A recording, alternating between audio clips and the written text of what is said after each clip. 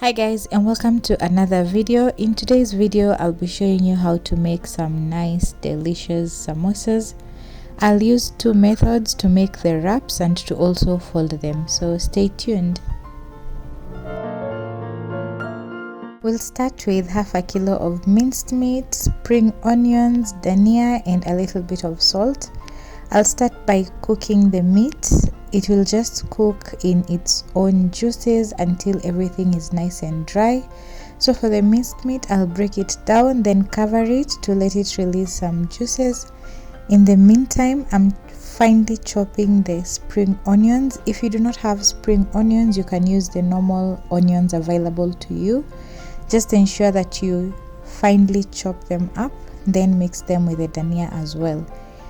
In between, give the minced meat a good stir. I'll add a little bit of salt at this stage so that it can release any other meat juices that is still left and completely dry it up. On the side, I am also mincing some onions and the dhania until it's nicely combined.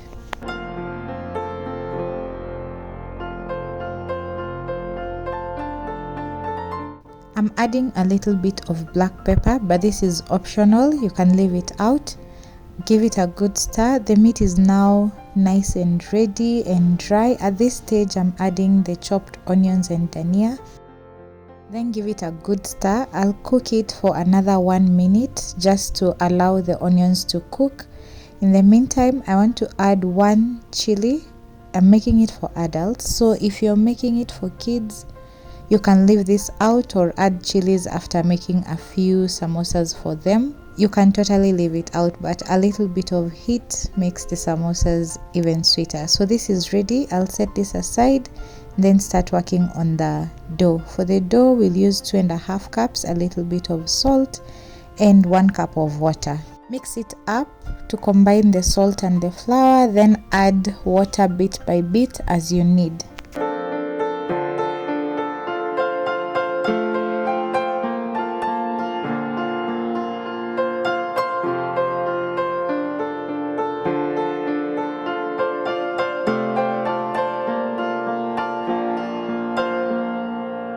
The dough is now ready. It's a little bit stiffer than the chapati one, makes it easier to work with.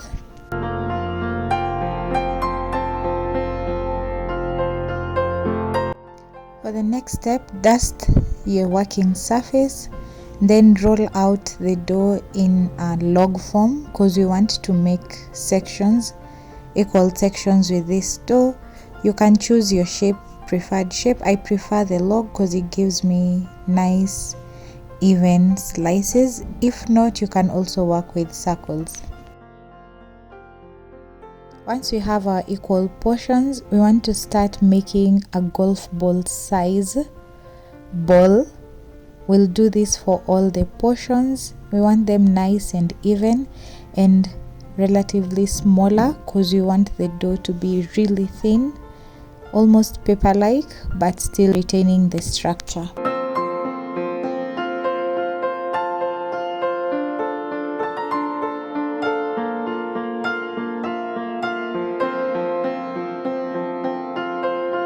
You can use the palm of your hand to measure the sizes of the balls you're making to ensure that they are almost equal, if not equal.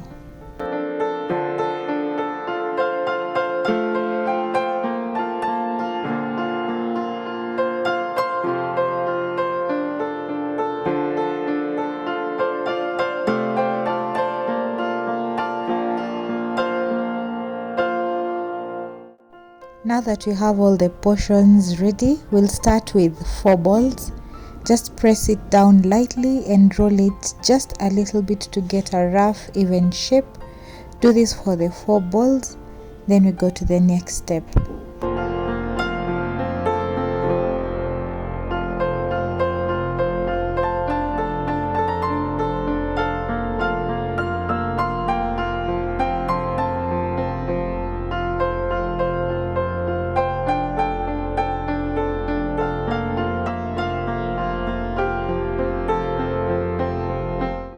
The next step is to create layers. So we'll first start by dusting the circles that we've just prepared with flour. Be generous with it so that it can be easy to remove them when they are ready. So after coating everything with flour, we'll start now oiling all the 3 circles or 4 circles. Just be generous with the oil, but not too much. Ensure you spread the oil up to the edges of the circles so that it's easy to peel them out. Repeat this for all the 4, then we'll start layering.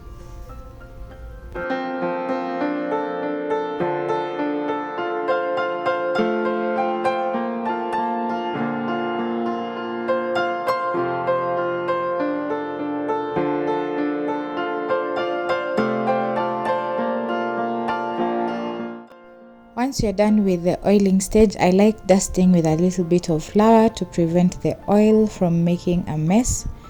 Then I'll start placing one circle on top of the other as shown, then the other one, invert it. Once done, press it down gently and start rolling it into a chapati like shape. Don't worry about the shape, whether you can get a perfect circle or not. I'll show you a trick to getting nice even circles in the next step. In the meantime, preheat your pan so that when you're done, you'll just place it and you start cooking. Now we're not cooking to get it fully cooked, we just want it to be manageable. You'll observe the bubbles as they start to form, then flip it out. You don't want to cook it 100%. You'll also notice that it changes color from being white and really fragile to being a brown, not brown per se, but the color just changes and it becomes more stable. Now while this is cooking, prepare the next batch. You'll observe the bubbles as you can see on the screen. Once that is done and everything is nice and even, remove it from the heat and place it in a covered container. Now for beginners, it might be a challenge to layer 4 or 3 or even 5. However, you can start practicing by layering 2 as I've shown you. So you'll just repeat the step, take 2 balls, roll them out just a little bit to make them even, cover with a little bit of flour, then add in the oil. Now for beginners as well, cover both sides with oil and then glue them together like so and then roll it out. Now the beauty of doing it in 2 layers is that you'll get a nice even, really thin as we want it to be. It's quite easy to achieve that thinness without overdoing it. So you can start with 2 as you progress to 3, 4, and the list is endless. Also, when cooking it, if you did it in 2 layers, it will cook quite fast. So be keen on it. You just want it to start forming bubbles, some few white bubbles on both sides, and then set that aside. Now we'll move to step 3. Once everything is nice and ready, we have the wraps ready now. To make them workable, we need to start peeling. When peeling them, be really gentle. Look for a place where it opens up and start peeling them one by one. You'll notice that they are very thin, especially the middle ones. They are very thin and that is what we want, but not extremely thin. You might also notice if you didn't turn them while rolling them, the bottom one tends to be a little bit thicker and we don't want it thick. Now this is the one we did in 2s. As you can see, it's very easy to even peel them and they are almost the same shape. So if you're not able to get a nice round shape, just take a container, either a round container or a round plate based on the sizes that you made, and cut out the shape. This will have 2 benefits. One, you'll have nice round wraps to work with. But the most important thing is that all your samosas will be of equal shape and size. So once that is done, divide the circles into two. So you're going to have two halves. Then just peel again a little bit and you have your wraps ready. So we'll repeat this for all the remaining pieces, then we come and start folding.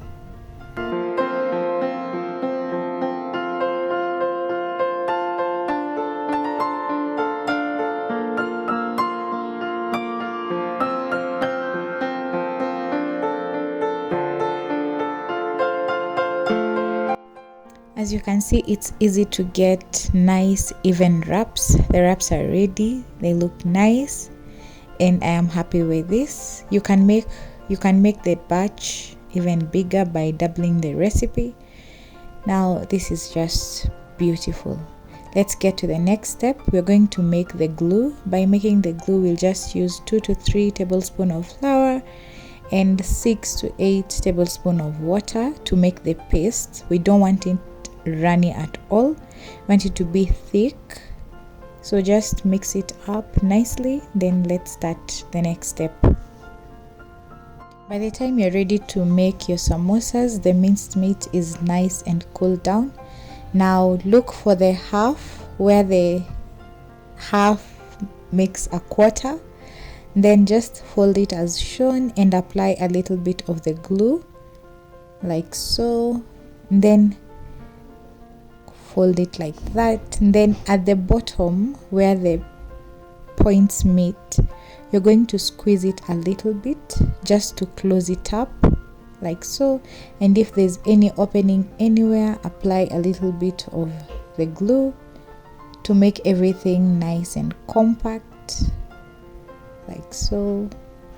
Then while filling it, don't fill it up to the top, just fill it a little bit. So for me works 1.5 tablespoons to 2 will work well. Then just compress it a little bit and apply the glue on the remaining side, then attach it. This is like the easiest way to fold the samosas without complicating anything. So it works well, especially for beginners. So you need to ensure that you have squeezed the edges nicely so that they attach well. Then set this aside. Ensure all the openings and the corners are closed. Set this aside to now just dry up. It looks nice. I'll show you the next way to do this as well. You'll still look for where the half makes a quarter, apply a little bit of the glue, then attach it. We are just making a cone, like that is the first step. Nib any part that is still open, especially the bottom, then fill it up. This one will accommodate 2 tablespoons because the cone is slightly wider. Then tuck it in as shown. Now this is why you shouldn't overfill your samosas, because it might break while tucking it in. Then apply glue on the remaining half and then attach it to the other side to close it. So with this you'll get a nice seam and a nice shape, and with time it gets better. So I'll repeat the process again for illustration.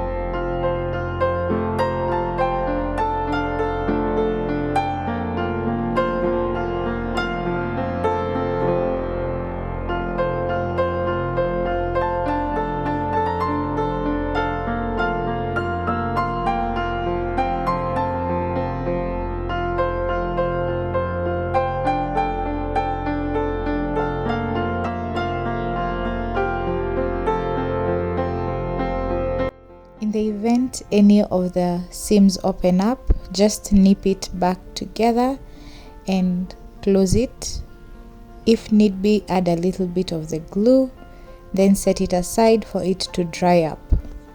For the thicker wraps, ensure that you use extra glue and extra force while nipping it together.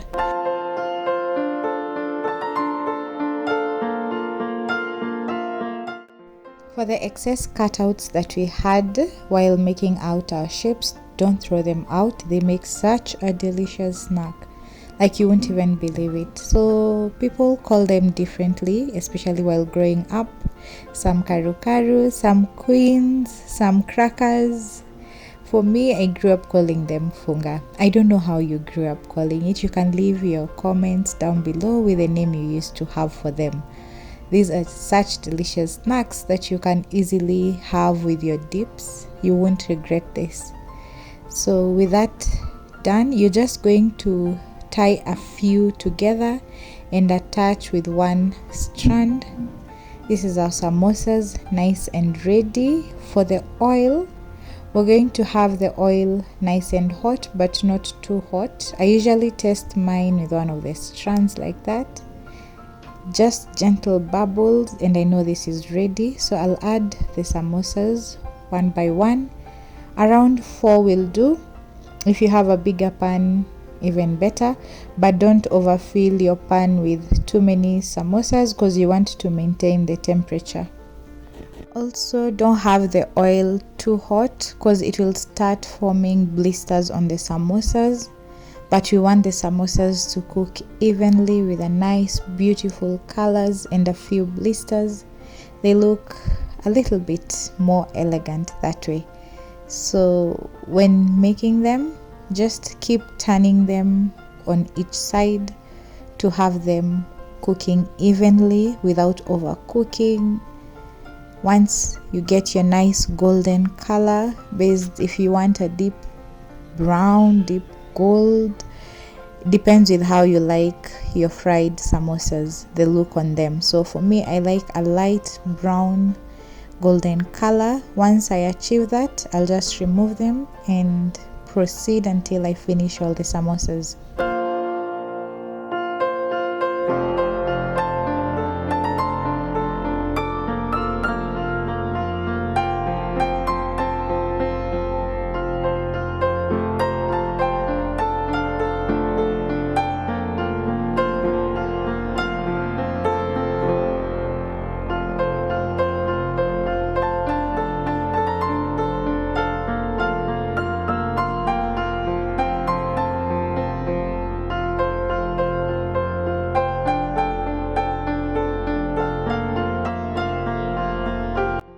Once we are done with frying all the samosas, remember those queens that we had prepared? Yes, we deep fry them last until we get a nice golden color and they're now a little stiffer. That's when we remove them, and they're such a delicacy.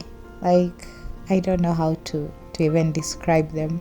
So these are ready. We'll set this aside and enjoy.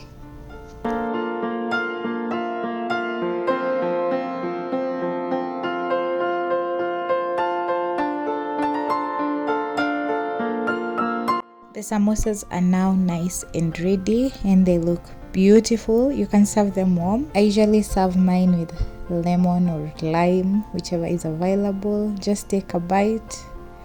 Once it's nice and open, squeeze in a little bit of lemon, and you can add extra chili here. So that's how you make nice samosas. I'll see you guys in the next video. Leave a comment down below. Subscribe if you haven't. Until next time.